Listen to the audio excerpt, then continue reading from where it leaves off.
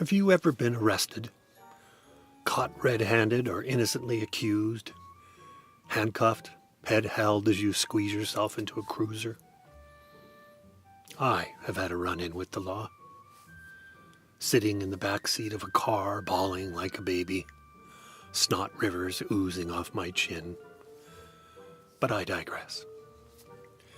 Allow me to set the stage. Bright Alberta July, sun high, heat strong. The grass in the park at the end of our street crackles beneath your feet, smells like matches.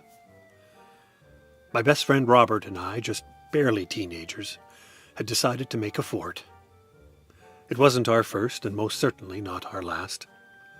I believed by that point we could be classed as fort-building professionals, wanting desperately to upgrade from cardboard structures to something with a bit more durability and strength. Several blocks away was a lumber yard.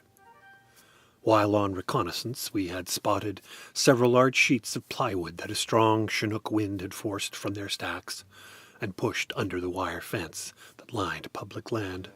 As more than 50% of the wood was exposed on the public side, it made perfect sense to us that they were now officially public property.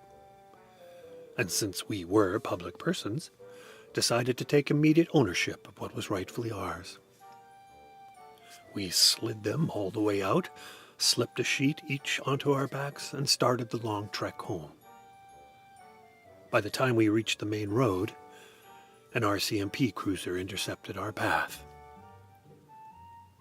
A nosy neighbor must have called them.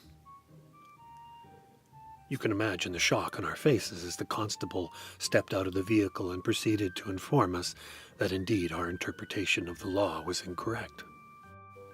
Actually, he simply asked, "Where did you get the plywood?"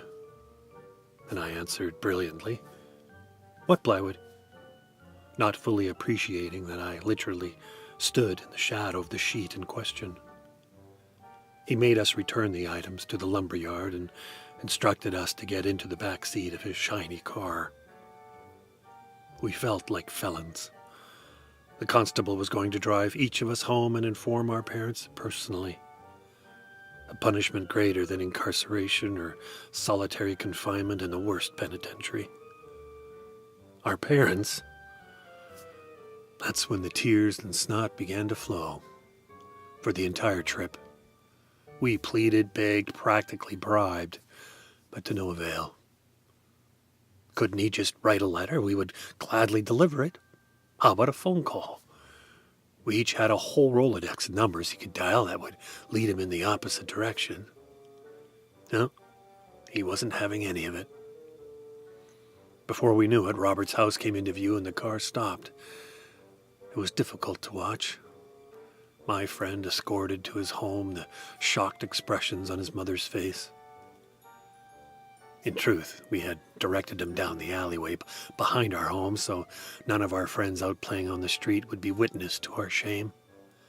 So I did not see which parent greeted Robert at the door, their home tucked behind a tall fence. I heard voices. I imagined screams. Did you know there are no door handles in the back seat of a police cruiser? The constable was not gone long, and then it was my turn. Robert and I only lived a few houses apart, so the drive was short, the walk to the back door agonizing. I swung it open and called in. "Mom? Dad?"